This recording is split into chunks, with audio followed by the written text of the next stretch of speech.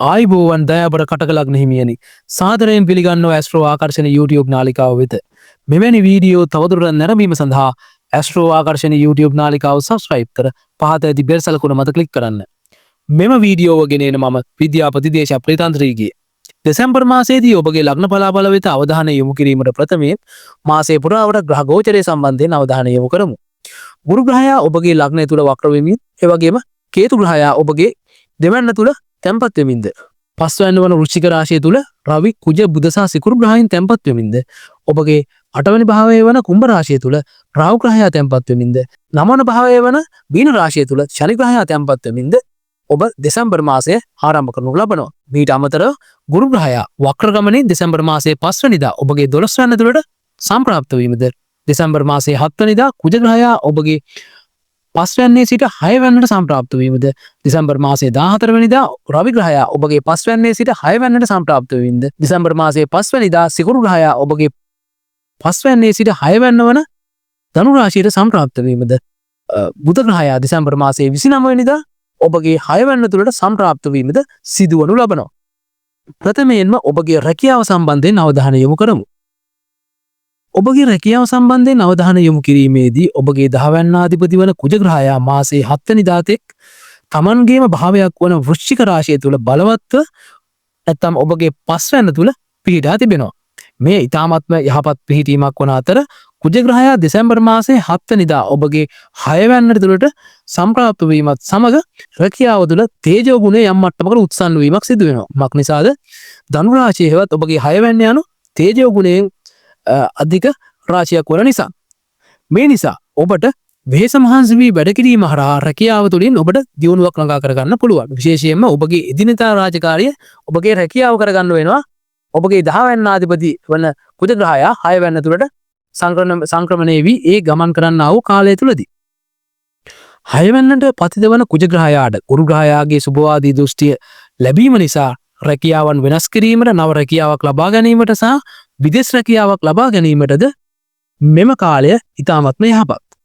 ව්‍යාපාර අංශය සම්බන්ධයෙන් අවධානය යොමු කිරීමේදී ඔබගේ 7 වෙනිදාධිපති වන ශනි ග්‍රහයා ඔබගේ 9 වෙනිදා තුල නිවෘත්තව ගමන් කරන අතර නොවැම්බර් මාසයට සාපේක්ෂව දෙසැම්බර් මාසයේදී ව්‍යාපාර දියුණු කර ගැනීමට සහ නව ව්‍යාපාර ආරම්භ කිරීමට නව ව්‍යාපාර හවුල්කාරී තත්ත්ව ඇති කර ගැනීමට ඔබට වාසනාව සෞභාග්‍ය උදා වෙනවා. ඒවා નિરાයාසයෙන්ම ඔබට ලැබෙනවා. විශේෂයෙන්ම ගිය මාස කිහිපය තුලදී ඔබගේ උත්සාහයන් වල ප්‍රතිඵලයන් ඔබට මෙම මාසයේදී අත්විඳින්න පුළුවන්. මක් නිසාද ශනි ග්‍රහයා ඔබගේ 9 වෙනිදා තුල නිවෘත්තව ගමන් කරන නිසා. මූල තත්ත්වය සම්බන්ධයෙන් අවධානය යොමු කිරීමේදී ඔබගේ දෙවැන්නාධිපති වන රවි ග්‍රහයා දෙසැම්බර් මාසයේදී ඔබගේ 5 වෙනිදා තුලත් 6 වෙනිදා තුලත් පිහිටනවා. ඒ වගේම කේතු ග්‍රහයා ඔබගේ දෙවැන්න තුල පිහිටනවා. මේ නිසා ඔබගේ තැන්පත් ධනයේ තිබෙනා වූ ස්ථාවර භාවය මෙම කාලයේදී වර්ධනය වීම සිදු වෙනවා. ඔබගේ 11 වෙනිදාධිපති වන සිකුරු ග්‍රහයා මාසයේ මුල් දවස් 20 තුල ඔබගේ 5 වෙනිදා තුල ඊ타මත්ම සුබව පිහිටා ඇති අතර එම කාලයේදී ඔබගේ මුදල් දලායම ඊ타මත්ම යහපත් වෙනවා. නමුත් සිකුරු ග්‍රහයා 6 වෙනිදාට පැමිණීමත් සමග යම් මට්ටමක බාධාකාරී තත්ත්වයක් එමෙන්න බොහෝ ඉඩකඩ තිබෙනවා. නමුත් ඔබට වෙහෙස මහන්සියෙන් ඔබට ඒවා මගහරවා ගන්න පුළුවන්. ඒ වගේම තමයි ඔබ ආගම දර්ශනය වැනි දේවල් හරහා ව්‍යාපාර කරන කෙනෙක් නම් ඔබට එම තත්ත්වය නවම කරගන්න පුළුවන්. ඔබගේ සෞඛ්‍ය සම්බන්ධයෙන් අවධානය යොමු කිරීමේදී දෙසැම්බර් මාසයේ 5 වෙනිදායෙන් පසුව ඔබගේ 6 වෙනිදාධිපති වන ගුරු ග්‍රහයා 12 වෙනිදාට සම්ප්‍රාප්ත වී ඔබගේ 8 වෙනිදා සහ 6 වෙනිදා දක්වනු ලබන නිසා 6 වෙනිදා තුල තිබෙනා වූ තේජ ගුණය අධික වීම සහ 8 වෙනිදා තුල තිබෙනා වූ රාහු ග්‍රහයාගේ අසුභකාරී තත්ත්වයන් මගහරවා ගැනීමට මෙම ගුරු ග්‍රහයාගේ බලපෑම හේතු වනු ලබනවා. මේ නිසා ඔබට සෞඛ්‍ය සම්බන්ධයෙන් අයහපත්කාරී තත්ත්ව අපේක්ෂා කළ නොහැකි.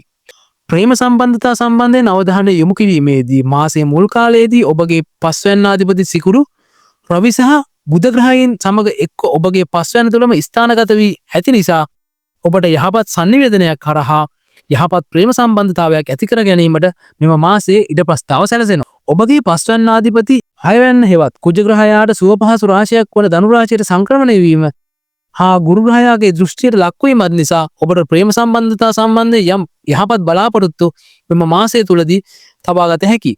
විශේෂයෙන්ම ගුරු ග්‍රහයාගේ වක්‍ර වීම නිසා ඔබ අතීතයේ හඳුනාගත් පුද්ගලයෙක් සමග ප්‍රේම සම්බන්ධතාවයක් ආරම්භ කිරීමට ඔබට බොහෝ දුරට සිදු වෙන්න පුළුවන්. ඒ වගේම දුර බැහැර ගමනක් නිසා ඔබට ඔබගේ සහකරුවෝ සහකාරිය මුණ ගැසෙන්නත් පුළුවන්.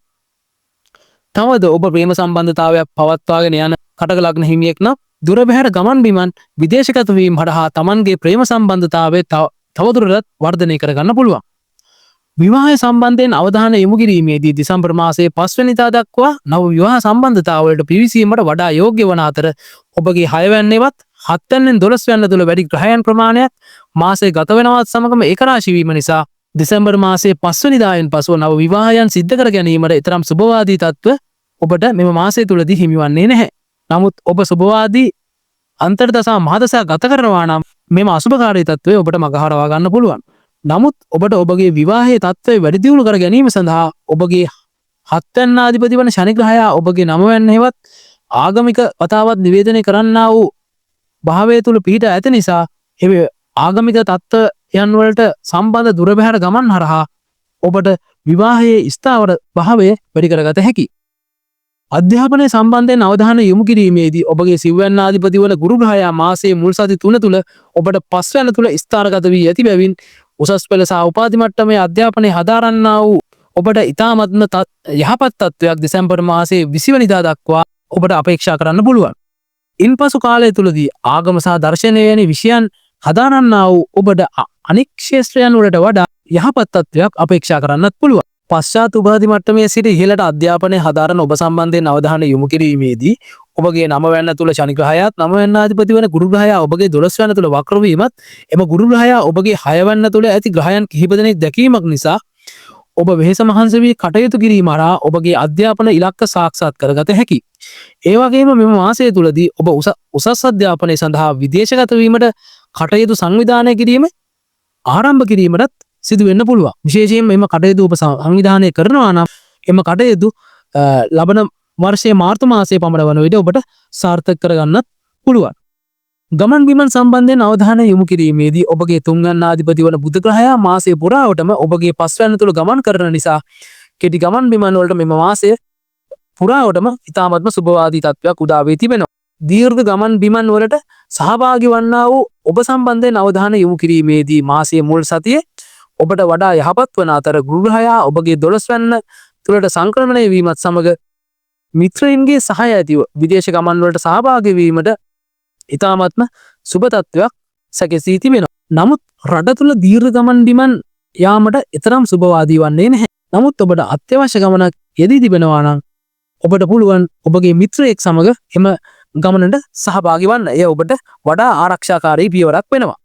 දරුපල සම්බන්ධයෙන් අවධානය යොමු කිරීමේදී ඔබගේ 5 වෙනි ආධිපති වන කුජ ග්‍රහයා මුල් දවස් 7 තුල ඔබගේ 5 වෙනි තුල රැඳී සිටීම නිසා දරුපල සම්බන්ධයෙන් ඔබට ඉතා සුබවාදී බලාපොරොත්තු මුල් සතිය තුල තබා ගත හැකියි. ඒ වගේම කුජ ග්‍රහයා 6 වෙනිට සංක්‍රමණය වීමෙන් පසු යම් මට්ටමක සුළු වශයෙන් රෝග පීඩා ආදී බලාපොරොත්තු වෙන්න පුළුවන්. විශේෂයෙන්ම උෂ්ණාධික රෝග මෙහිදී විශේෂයි.